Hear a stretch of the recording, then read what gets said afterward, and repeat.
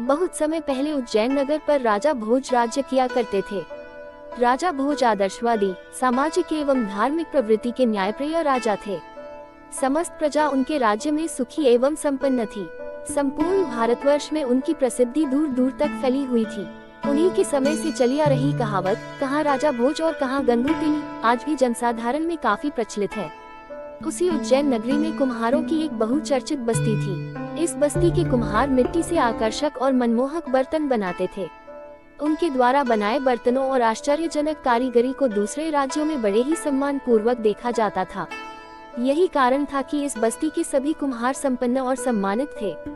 कुम्हारों की इस बस्ती के आसपास मिट्टी के छोटे बड़े बहुत से टीले थे, जिनकी मिट्टी बड़ी सुगंधित और चिकनी थी। राजा भोज के शासनकाल में प्रत्येक व्यक्ति संपन्न एवं सुखी था। कृषि भी होती थी और किसी भी प्रकार की कोई कमी न थी। इसी बस्ती में कई वर्षों से एक गड़रिया भी काम करता था, जिसका नाम सूरजभान था। सूरजभान के घर से कुछ ही दूरी पर उसका एक घनिष्ठ मित्र रहता था। दोनों पड़ोसी होने के साथ साथ एक दूसरे से इतना प्यार करते थे कि एक दूसरे के लिए अपनी जान तक दे सकते थे।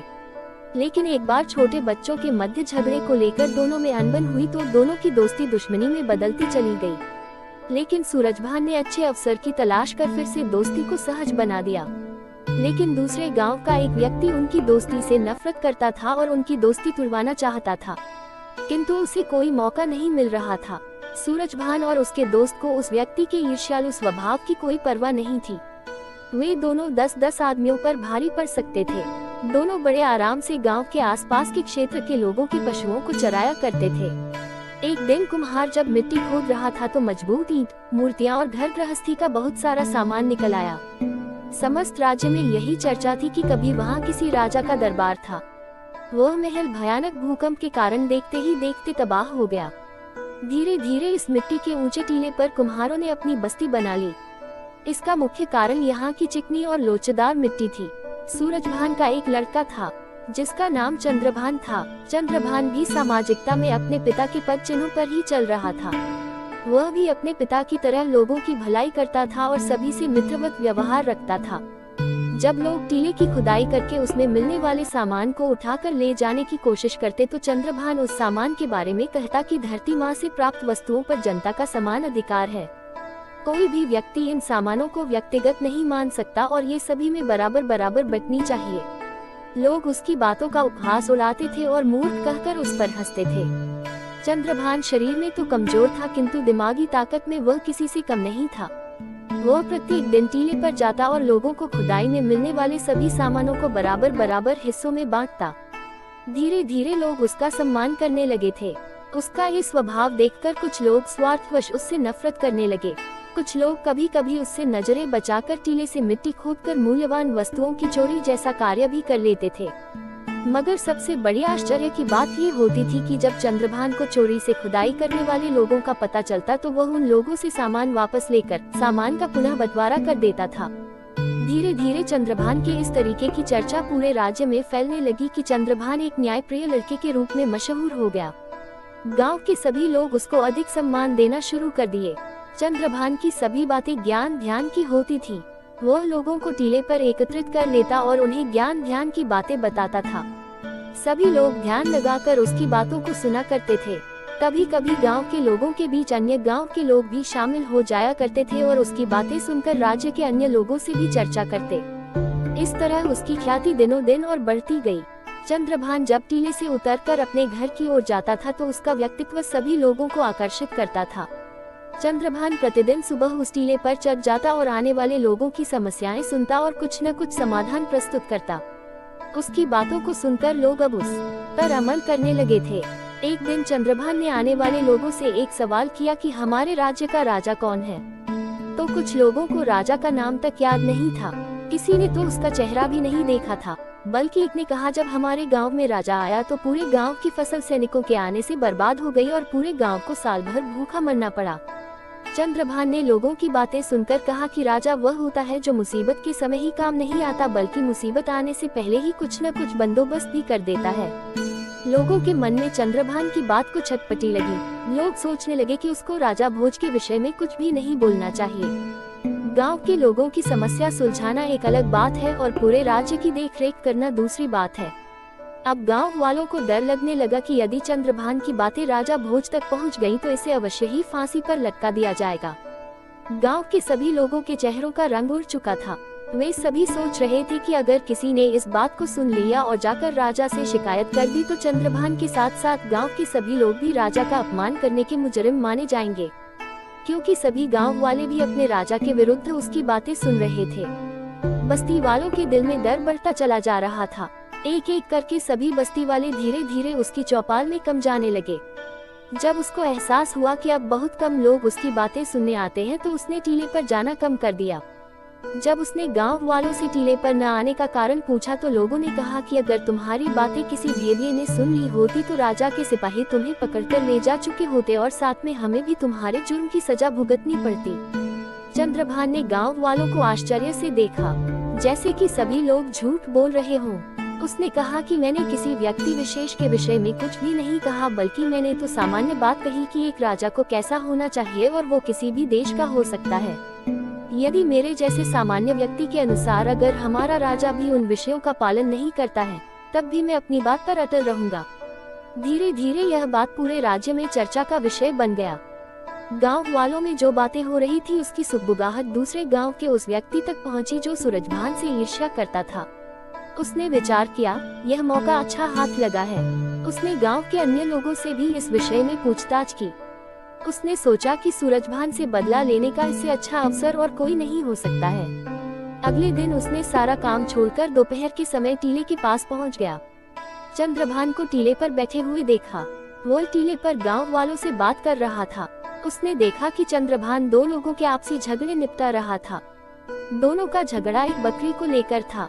उस बकरी पर दो लोग अपना अपना अधिकार जमाने का प्रयास कर रहे थे। चंद्रभान टीले पर बैठे बैठे ही उनकी समस्या सुन रहा था।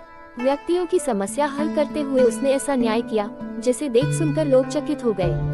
उनमें से एक व्यक्ति खुशी खुशी अपनी बकरी लेकर चला गया और दूसरा व्यक्ति चंद्रभान के न्याय से संतुष्ट था। यह एक उलझा हुआ मामला था। गांव वालों में किसी का भी दिमाग काम नहीं कर रहा था, लेकिन चंद्रभान ने असली दावेदार को आसानी से पहचान लिया। उसने अगले दिन पड़ोसियों के बीच एक बच्चे को लेकर हुए विवाद को निपटाते देखा। उस दिन भी चंद्रभान के न्याय की तारीफ सभी गांव वाले कर रहे थे।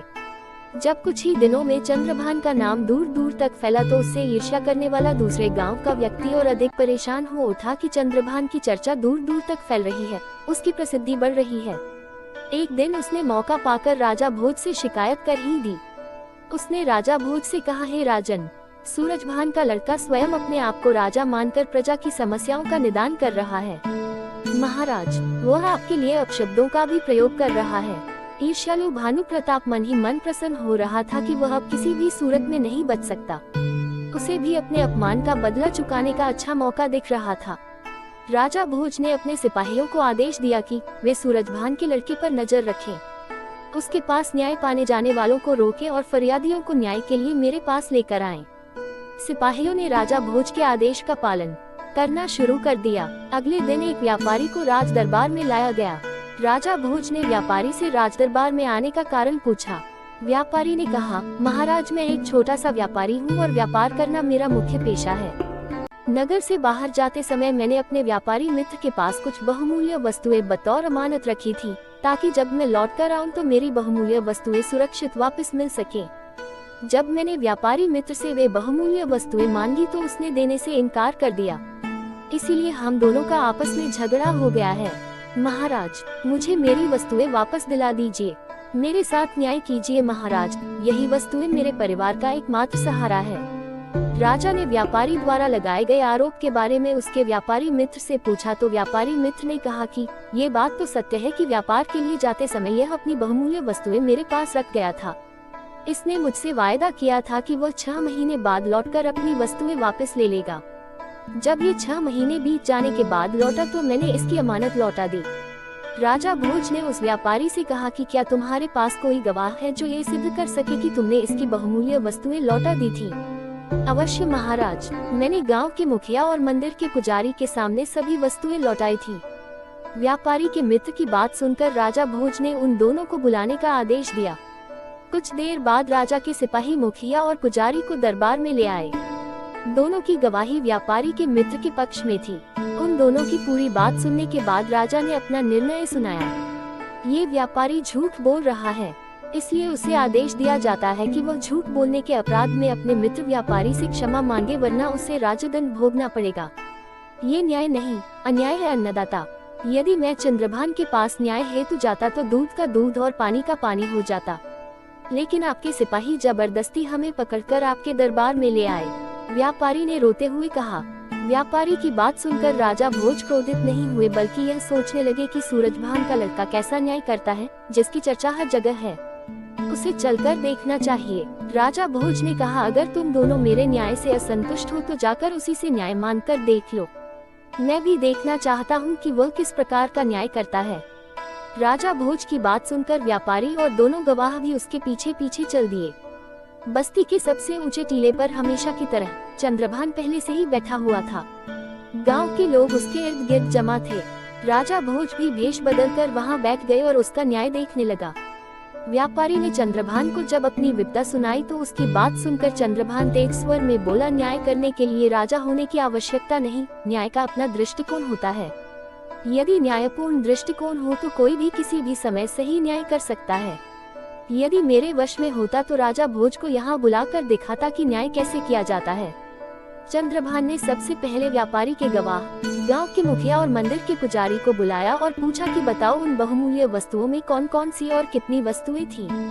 चंद्रभान का ये सवाल सुनते ही मुखिया और पुजारी के होश उड़ गए। उन्होंने लड़खड़ाती जुबान में कहा, हमने तो बस पोटली देखी। व्यापारी के मित्र से चंद्रभान ने कहा कि तुमने तो कहा था कि उन दोनों को दिखाकर बहुमूल्य वस्तुएं लौटा दी थी। अरे तुम तो एक बेईमान इंसान हो, दोनों को झूठी गवाही देने के लिए किस प्रकार का सौदा किया था। व्यापारी मित्र बुरी तरह कांपने लगा, उसकी टांगें लड़खड़ाने लगी। व्यापारी का मित्र चंद्रभान के कदमों में गिरकर रोने लगा, मुझे क्षमा करें, मुझसे बहुत बड़ी भूल हो गई। मैं इनकी बहुमूल्य वस्तुएं लौटाने का वादा करता हूँ, मैं घर जाते ही इनकी वस्तुएं इन्हें दे दूंगा। राजा भोज ने देखा कि सूरजभान का लड़का चतुर और न्यायप्रिय है।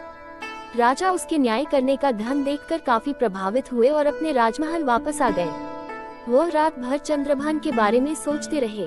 अगले ही दिन उसने चंद्रभान को राजदरबार में बुलाया और कहा कि मैं तुम्हारे न्याय करने के तरीके से काफी प्रभावित हूँ, लेकिन एक बात हमारी समझ में नहीं आई। कौन सी बात महाराज? चंद्रभान ने हाथ जोड़कर राजा भोज से पूछा। तुम अनपढ़ और एक मामूली चरवाहे हो, फिर भी इतना अच्छा न्याय कैसे कर लेते हो? ये सब उस टीले की करामात है महाराज। जब भी मैं उस टीले पर बैठता हूँ तो मुझ में न जाने कौन सी शक्ति आ जाती है। मैं वहाँ बैठकर ही सही न्याय करता हूँ, बाकी जगह तो मुझसे कुछ बोला भी नहीं जाता है। राजा भोज ने काफी सोच विचार करने के बाद अपने मंत्रियों से विचार विमर्श किया। अंततः ये निर्णय हुआ कि टीले के नीचे अवश्य ही कोई दैवीय शक्ति है, इसे खुदवा कर देखा जाए। अगले ही दिन सैकड़ों मजदूरों ने उस टीले की खुदाई की। बहुत गहराई तक खुदाई करने के पश्चात मजदूरों को एक राज सिंहासन मिला। राजा भोज ने देखा तो सिंहासन की चमक से उसकी आंखें चौंधिया गईं। उनके सामने सोने चांदी एवं रत्नों से जड़ा हुआ बहुमूल्य सिंहासन था। राजा भोज के आदेश पर सिंहासन को राजमहल लाया गया। सिंहासन को साफ किया गया। सफाई के बाद वह और निखर गया। इतना सुंदर सिंहासन अभी तक किसी ने भी नहीं देखा था। सिंहासन के चारों ओर 8-8 पुतलियां बनी हुई थी। पुतलियां इतनी सजीव लगती थी मानो अभी बोल पड़ेंगी। राजा भोज ने इस सिंहासन पर बैठने के लिए एक दिन निश्चित किया और उस दिन दरबार में जश्न का सा माहौल बना हुआ था। राजा भोज जैसे ही सिंहासन पर बैठने के लिए आगे बढ़े, तभी सिंहासन में जड़ी सभी 32 पुतलियां राजा भोज को देखकर हंसने लगी। राजा भोज ने सहमकर अपने कदम पीछे खींच लिए और उन पुतलियों से पूछा, पुतलियों तुम सब मुझे देखकर एक साथ क्यों हंस रही हो?